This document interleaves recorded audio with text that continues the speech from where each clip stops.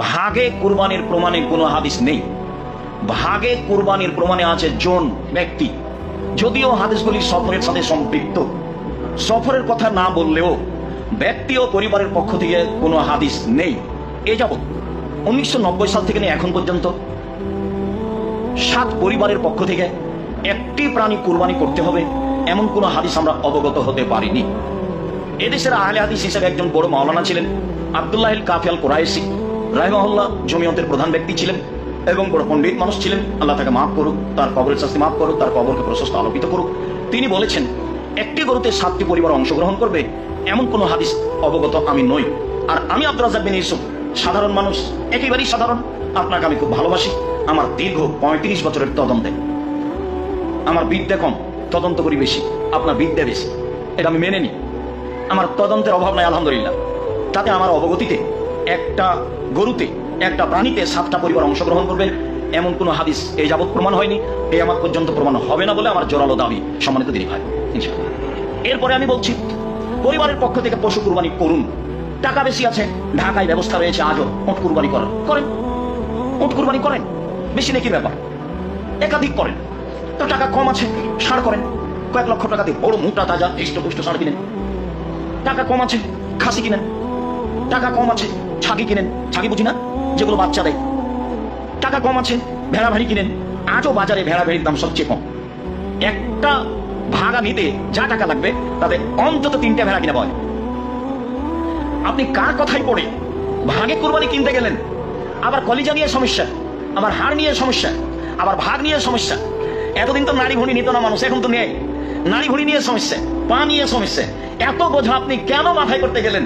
যতই ধমক দেখাক না কেন, বলার গতি ভাবে আছে। কে বলেছে চলবে না, এইভাবে বলা আছে। আমি ওইভাবে বলিনি, তবে আমি বলছি আমার 35 বছরের তদন্তে ভাগে পরিবারের পক্ষ থেকে কুরবানির কোনো প্রমাণ নেই। 7 জন আছে, 7 পরিবার নেই। আশা যে আমি কথা স্পষ্ট করতে পেরেছি, সম্মানিত দিনী ভাই বোন।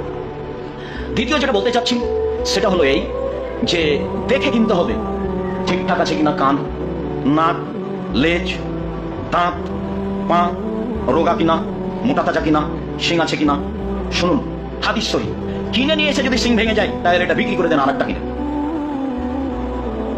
যদিও অনেকে বলতে চেয়েছেন যে কিনে যদি নিয়ে আসার পরে ভেঙে যায় তাহলে করতে পারে, আপনি পরিবর্তন করে দেন, সেটাই ভালো। নিখুঁত প্রাণী কোরবানি করেন। আমি আপনাকে জোরালোভাবে অনুরোধ জানাচ্ছি, আপনি আমার দিনী ভাই, আপনি আমার দিনী বোন। জরুরি কথা যে চন্দ্র উঠলে নখ কাটা যাবে না, চুল কাটা যাবে না, এটাই বিধান। তবে পশু প্রাণী প্রয়োজনে জবে করতে পারেন। আত্মীয় স্বজন এসেছে গরু ছাগল জবে করবেন না, সেটা করেন, তাতে কোনো সমস্যা নেই। আপনি নখ কাটতে পাবেন না, আপনি চুল কাটতে পাবেন না। জরুরি বিধান যে যেহেতু বড় নেকি, যার যত টাকা বেশি সে তত দামি পশু কিনবে, একাধিক কিনবে, এ কথাই ঠিক। সারা জীবন 3 ভাই 3 জায়গায় থাকলেন, ঢাকায় চাকরি করলেন, কুরবানির সময় এসে বলছেন চলো যাই আমরা 3 ভাই একটা গরু কিনি। আপনাদের অর্থ সম্পদ পৃথক, ব্যাংক অ্যাকাউন্টও পৃথক। আজকে কোন দুঃখে 3 ভাই টাকা দিয়ে একটা গরু কিনলেন? হ্যাঁ, আমার পরামর্শ শোনেন, 3 ভাই টাকা দিয়ে একটা গরু কিনেন, সেটা আপনার আব্বার নামে করেন, আর আপনারা 3 ভাই মিলে 3টা ছাগল কুরবানি করেন। তাহলে সবারই হলো। দেখেন তো পরামর্শটা ভালো হয় কিনা, এটাই হতে। আপনি কম দামে কিনেন, দেখে সুন্দর বাজারে একটা ছোট্ট ছাগল কিনেন, দাঁত হয়েছে বেশ সুন্দর ঝকঝকে, 10,000, 12,000, 15,000 কিনেন। ভুল পথে যাচ্ছেন কেন? সারা জীবন ভিন্ন থাকলেন, কুরবানিতে এক হয়ে গেলেন। আপনি বুঝলেন নিজের মতো, আল্লাহ বুঝে না। আপনি গোশতের জন্য কুরবানি করতে চাচ্ছেন কেন? এই ক্ষেত্রে ফিরে আসতে হবে, ফিরে আসতেই হবে। আরো জরুরি কথা যে কুরবানির গোশত 3 ভাগ করতে হবে এমন কথা আল্লাহ নবী বলেননি। 3 ভাগ করলে গুনাহ হবে এই কথা নয়। কুরবানির গোশত ফেরত নিলে, দান করার পরে ফেরত নিলে যেমন বমন করে আবার মুখ খেয়ে নেওয়া হয় তেমন এ কথা নয়। কুরবানির গোশত খুব দামি জিনিস।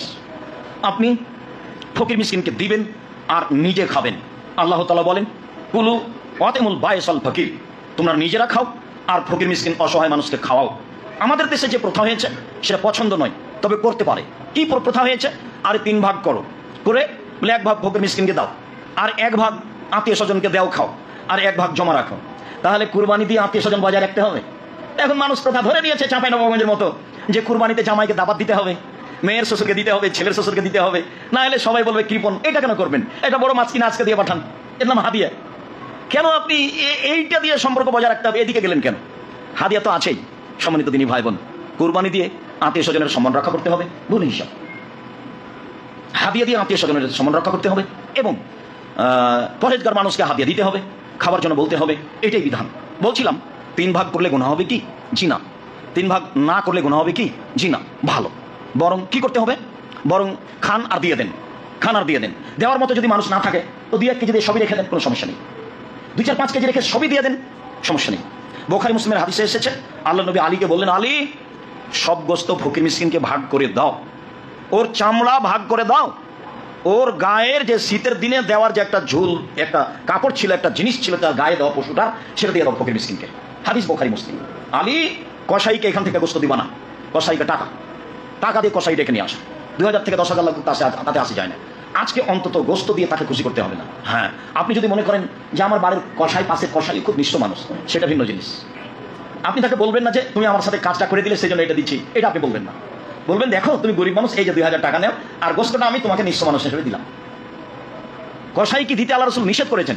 নিষেধের পদ্ধতি বের করতে হবে, নিষেধেই থাকতে হবে। সম্মানিত দিনী ভাই বোন, আমি আপনাকে জিনিসটি বোঝানোর চেষ্টা করেছি। যদি কোথাও ভুল থেকে থাকে তাহলে আপনি সালাতের পরে বললে আপনার সামনে আমি স্পষ্ট করার চেষ্টা করব। বলি, আল্লাহ তুমি আমাদেরকে বৈধ পয়সা দিয়ে কুরবানি করার তৌফিক দান করো, যাতে করে আমরা আল্লাহকে সন্তুষ্ট করতে পারি।